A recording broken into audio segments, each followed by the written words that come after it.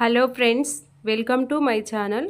ఈరోజు మనము ఎగ్ పులుసు కర్రీ చేసుకుందామండి. దానికోసము ఒక ప్యాన్ తీసుకొని ప్యాన్లో 1 టేబుల్ స్పూన్ ఆయిల్ యాడ్ చేసుకోవాలి. ఆయిల్ కొంచెం హీట్ అయిన తర్వాత ఒక ఎండుమిరపకాయ యాడ్ చేసుకొని అది కొంచెం వేగిన తర్వాత కొన్ని పోపు గింజలు యాడ్ చేసుకుందాం ఫ్రెండ్స్. ఇవి మంచిగా వేగాలి, వేగితేనే టేస్ట్ బాగుంటుంది, పచ్చి పచ్చిగా ఉన్నప్పుడు బాగుండదు. తర్వాత ఒక 2 పచ్చిమిర్చిని కట్ చేసుకొని యాడ్ చేసుకోండి. పచ్చిమిర్చి కొంచెం వేగిన తర్వాత నేను 1/2 కేజీ ఉల్లిపాయలని కట్ చేసుకున్నాండి సన్నగా. సరిపోతుంది. 1/2 కేజీ ఉల్లిపాయల కర్రీ అయితే ఒక నలుగురికి ఒకసారికి సరిపోతుంది. మేము నలుగురం కదా, అట్లా అని ఒక 1/2 కేజీ ఉల్లిపాయలని కట్ చేసుకున్నా. అవి కొంచెం వేగాలి, కలుపుకొని మంచిగా మూత పెట్టుకోండి. కొంచెం salt, 1/2 teaspoon salt add చేసుకొని మంచిగా కలుపుతూ వేగనివ్వండి. మాడిపోతే టేస్ట్ బాగుండదు ఫ్రెండ్స్. ఒకసారి చూడండి, చూసుకుంటూ కలుపుకుంటూ ఉండండి. కొంచెం వేగిన తర్వాత 1 స్పూన్ అంతా పసుపు యాడ్ చేసుకుందాము. పసుపు యాడ్ చేసుకొని పచ్చి వాసన పోయే వరకు మంచిగా కలుపుకొని 1 టీ స్పూన్ అంతా అల్లం పేస్ట్ యాడ్ చేసుకుందాం, అల్లం వెల్లుల్లి పేస్ట్. అవి రెండు మంచిగా కలుపుకోవాలండి. పసుపు అల్లం వెల్లుల్లి పేస్ట్ కలుపుకొని మూత పెట్టి వేగనిద్దాము.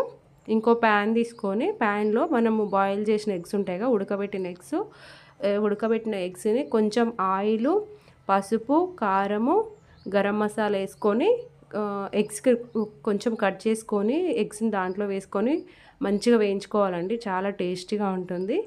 ఇక్కడ ఉల్లిపాయ ముక్కలు మంచిగా వేగిన తర్వాత 1 స్పూన్ అంతా కారము, 1/2 స్పూన్ అంతా ఉప్పు యాడ్ చేసుకొని మంచిగా కలుపుకొని మూత పెట్టుకోవాలి. అది కొంచెం ఉల్లిపాయ ముక్కలకు కారము ఉప్పు పట్టిన తర్వాత మనం ఫస్ట్ ఉడకబెట్టుకున్న ఎగ్స్ ఉన్నాయి కదా, ఆ ఎగ్స్ని కూడా కర్రీలో వేసుకొని కలుపుకుందాం. చాలా టేస్టీగా ఉంటుంది. ఒకసారి ఈ పద్ధతిలో ట్రై చేయండి.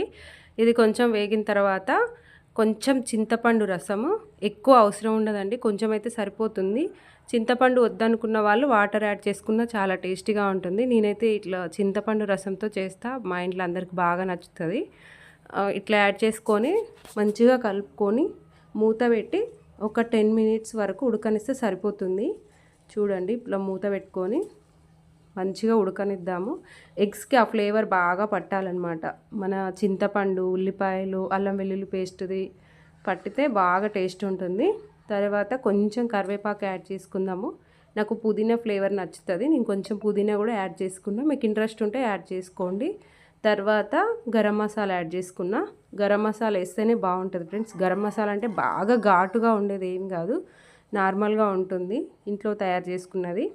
యాడ్ చేసుకొని మూత పెట్టి ఒక 5 మినిట్స్ వరకు మంచిగా ఉడకనివ్వాలి. ఈ ఫ్లేవర్స్ అన్నీ ఎగ్స్కు పట్టాలన్నమాట. అసలు తింటుంటే ఎంత టేస్టీగా ఉంటుందంటే ఎగ్స్ అంత టేస్టీగా ఉంటుంది. కర్రీ ఆల్మోస్ట్ అయిపోవచ్చిందండి. ఒక 2-3 మినిట్స్ ఉడికిన తర్వాత గ్యాస్ ఆఫ్ చేసుకోవాలి. గ్యాస్ ఆఫ్ చేసుకొని సర్వ్ చేసుకోవడమే. ఈ టైంలోనే ఉప్పు కూడా సరిపోకపోతే చూసుకొని వేసుకోవచ్చండి, కానీ చాలా టేస్టీగా ఉంటుంది. ఒకసారి ఇలా ట్రై చేయండి. ఇంకా తెలిసిన వాళ్ళైతే మీకు తెలిసే ఉంటుంది. గ్యాస్ ఆఫ్ చేసుకోవడమే, కర్రీ అయిపోయింది. ఎవరైనా ఈ పద్ధతిలో చేసుంటే మీకు ఎలా టేస్ట్ వచ్చిందో నాకు కామెంట్ చేయడం మర్చిపోకండి ఫ్రెండ్స్. కొత్త వాళ్ళు ఎవరైనా చూసుంటే కొంచెం ప్లీజ్ సబ్స్క్రైబ్ చేయండి, లైక్ చేయండి, షేర్ చేయండి ఫ్రెండ్స్. అందరూ లైక్ చేయండి, షేర్ చేయండి, కామెంట్ చేయండి. ప్లీజ్ సబ్స్క్రైబ్ చేసుకోండి ఫ్రెండ్స్. నన్ను కొంచెము మీరు లైక్ చేస్తేనే నా వీడియోస్ కొంచెం ముందుకు వెళ్తాయి. అందుకోసమనే అందరూ కొంచెం చూసిన వాళ్ళందరూ లైక్ చేయడానికి ట్రై చేయండి. కొత్త వాళ్ళైతే ప్లీజ్ సబ్స్క్రైబ్ చేసుకోండి ఫ్రెండ్స్, సబ్స్క్రైబ్ చేసుకోండి. ఇలా ఎగ్ కర్రీ ఎవరైనా చేసిన వాళ్ళు ఉంటే కామెంట్ చేయడం అయితే మర్చిపోకండి ఫ్రెండ్స్. మీకు ఎలా అనిపించింది, మీరు కూడా ఇలానే చేస్తారా, ఇంకా ఏ విధంగా చేస్తారో కూడా నాకు కామెంట్లో చెప్పండి. నేను కూడా ట్రై చేస్తాను. మీరు ఇంకే విధంగా నన్ను ట్రై చేస్తే ఆ విధంగా నేను కూడా ట్రై చేస్తా. కామెంట్లో అయితే తెలియజేయండి. Thank you for watching. Bye bye.